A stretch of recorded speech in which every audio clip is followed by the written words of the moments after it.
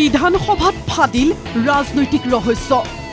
ৰাজনৈতিক মহলত বহুল চৰ্চিত বিধায়ক অখিল গগৈ আৰু হিমন্ত বিশ্ব শৰ্মাৰ সম্পৰ্ক প্ৰকাৰণতে স্পষ্ট কৰি দিলে হিমন্ত বিশ্ব শৰ্মাই নিৰ্বাচনী ৰাজনৈতিক সভাত নহয় মুখ্যমন্ত্ৰীৰ এই ভাষ্য বিধানসভাৰ মজিয়াত মুখ্যমন্ত্ৰীক ভাষণ ভাল কৰাত সহায় কৰে বোলে অখিল গগৈ ইপিনে ভোট কিনিবলৈ টকা দিয়াৰ অভিযোগ উত্থাপন কৰে অখিল গগৈ স্পিচটো খুব সিম্পল আছিল অখিল গগৈ ডাঙৰীয়াই ভাল কৰি দিলে মই ৰিয়েলাইজ কৰিছো কালি ৰাতি মই প্ৰিপেয়াৰ কৰা স্পিচটোত গৈ আপুনি বেটাৰ কৰি দিলে সেইকাৰণে মাজে মাজে কংগ্ৰেছে কয় আপোনাৰ লগত আমাৰ সম্পৰ্ক আছে নেকি স্পষ্ট কৰি দিয়ক আছে নে নাই এটো অথনি আপুনি কৈছা আকৌ বিধায়ক বনাই দিব আপুনি ক'লে আমি নাই আপোনালোকে চাওক যে মোৰ স্পিচটো ইম্প্ৰুভ হোৱাত কোনে সহায় কৰি আছে প্ৰতিদিনে চাব বিধানসভাত মোৰ যিকেইটা অলপ চলপ ভাল স্পিচ হয় তাৰে 20% কন্ট্ৰিবিউশন অখিল গগৈৰ নামত থাকে এটা লিংক আছে নে নাই আপোনালোকে ডিসাইড কৰিব মইনো কিয় ক'ব লাগে আপোনালোক দুইটাই কথা পাতি লয় নেকি যে বিৰোধীটো অখিল গগৈ ৰুলিংটো আমি হ'ব পাৰে মই কংগ্ৰেছৰ লগত কথা পাতো কংগ্ৰেছে লক্ষ্য কৰক মই স্পিচটো ধুনীয়াকৈ চেছ কৰিব দিছিলো অখিল গগৈ ডাঙৰীয়াৰ মোৰ স্পিচটো আৰু অলপ শুনিব খোজে গতিকে তেওঁ মাজত মাৰি দিলে আপোনালোকে আকৌ পিএম হৈ প্ৰথম কাক লগ ধৰিছিলে এতিয়া মুখ্যমন্ত্ৰীয়ে কোৱাৰ দৰে সম্পৰ্কৰ সিদ্ধান্ত ৰাইজৰ হাতত মঙলবাৰেও বিধানসভাত মুখ্যমন্ত্ৰী আৰু অখিল গগৈৰ মাজৰ তীব্ৰ বাক্যযুদ্ধ উপভোগ্য হৈ উঠে হিমন্ত বিশ্ব শৰ্মাই চৰকাৰৰ কাম কাজ তথা বাজেটৰ প্ৰশংসাত গদগদ হৈ 2026 নহয় 2047 নিৰ্বাচনী লক্ষ্যৰ কথা কয় লগে লগে বাক্যবান নিক্ষেপ কৰে অখিল গগৈয়ে মুঠতে ভোটৰ কাৰণে দিব লাগে যিমান ভোট কিনিব লাগে সব পইচা দি আছে নহয় অখিল গগৈ ডাঙৰীয়া ভোটটো কিনিবৰ কাৰণে আপোনাৰ টাইম আছে ডেভেলপমেণ্টৰ কাৰণে নহয় আপোনাৰ টাইমত ক'ব ভোট কিনিবৰ কাৰণে আৰু প্লিজ আপুনি মোৰ মুখৰ পৰা যিটোৱে উলিয়াব খুজিছে সেইটোৱে উলিয়াই লওক না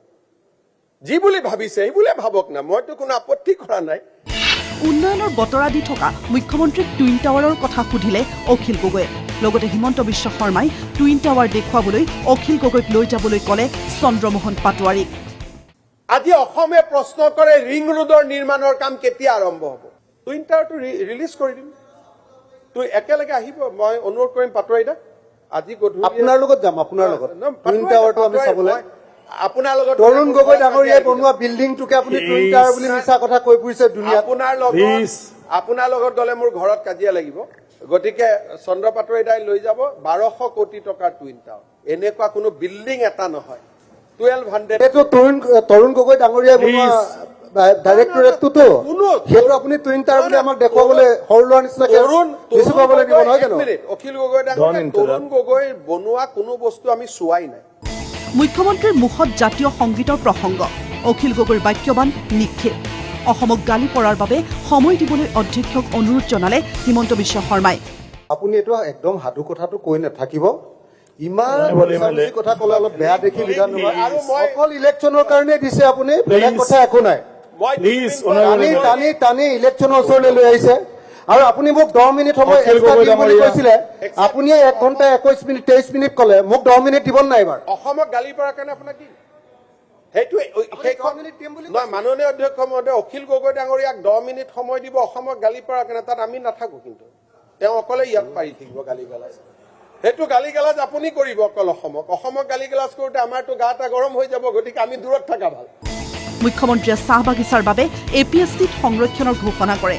অখিল গগৈয়ে চাহ শ্ৰমিকৰ মজুৰি বৃদ্ধিৰ পৰামৰ্শ দিয়ে তদুপৰি অখিল গগৈয়ে সুধিলে 6 জনগোষ্ঠীৰ জনজাতিকৰণৰ কথা মুখ্যমন্ত্ৰীৰ উত্তৰ মৰাণ মটকক জনজাতিকৰণত কাৰো আপত্তি নাই বিষয়টোক লৈ প্ৰতিবেদন দিব বুলি কয় মুখ্যমন্ত্ৰীয়ে গোপীনাথ বৰদলৈ বিষ্ণুজ্যোতিৰ প্ৰসংগই ঠাই পালে অখিল গগৈ হিমন্ত বিশ্ব শৰ্মাৰ বাকযুদ্ধত অসমৰ বিখ্যাত বিষ্ণু প্ৰসাদ ৰাভা আৰু জ্যোতি প্ৰসাদ আগৰৱালা এওঁলোক দুজনে অকল অসমৰ ইতিহাসৰ আটাইতকৈ আধুনিক যুগৰ ডাঙৰ মানুহ আৰু দুইজনে আন্দোলনকাৰী তাৰ কাৰণে আমি ইয়াত আজি বহি থাকিব পাইছো এইটো আপোনাৰ ভাষা আপোনাৰ কথা মই কৈ আছো জ্যোতি প্ৰসাদ আগৰৱালা আৰু বিষ্ণু প্ৰসাদ ৰাভাক মানুহে সৃষ্টিৰ কাৰণে সন্মান কৰে তেওঁ আন্দোলন কৰিছিল নাই আজি কোনেও নাজানে অসমৰ নতুন প্ৰজন্মক সুধিব জ্যোতি প্ৰসাদ আগৰৱালাই আন্দোলন কৰিছিল নেকি জ্যোতি প্ৰসাদ আগৰৱালাক আজিও সৃষ্টিৰ কৰ্মৰ কাৰণে তেওঁ পাতস্মৰণীয় মানুহৰ জীৱনৰ যদি অখিল গগৈ যদি আন্দোলন আৰু জ্যোতি প্ৰসাদৰ দৰে সৃষ্টি কৰিব পাৰে আপোনাৰ সৃষ্টিক মই সদায় সন্মান কৰিম কিন্তু দুৰ্ভাগ্যক্ৰমভাৱে আপুনি আন্দোলন পাৰ্টটো জানে, ইটো নাজানে, সৃষ্টিটো নাজানে। অৱশ্যে অখিল গগৈৰ লগত কথা বতৰা পাতিলেও প্ৰদ্যুৎ বৰদলৈ আৰু অখিল গগৈৰ কাজিয়াৰ মাজত হিমন্ত বিশ্ব শৰ্মা নাই বুলি কটাক্ষ কৰে গগৈ। প্ৰদ্যুৎ বৰদলৈ আৰু আপোনাৰ কাজিয়াত কিন্তু মই নাই, সেইটো আপোনালোকে সেইটোত মই নাই। মই ক্লাৰিফিকেশ্যন দি দিছো, একদম দি দিছো। মই ক্লাৰিফিকেশ্যন দি দিছো, প্ৰদ্যুৎ বৰদলৈ আৰু আপোনাৰ কাজিয়াত মই নাই। হ'ব। ইমানৰ পাছতো কিন্তু অখিল গগৈ জয়ী হৈ অহাটো বিচাৰে হিমন্ত বিশ্ব শৰ্মাই। News desk report, NKTV+।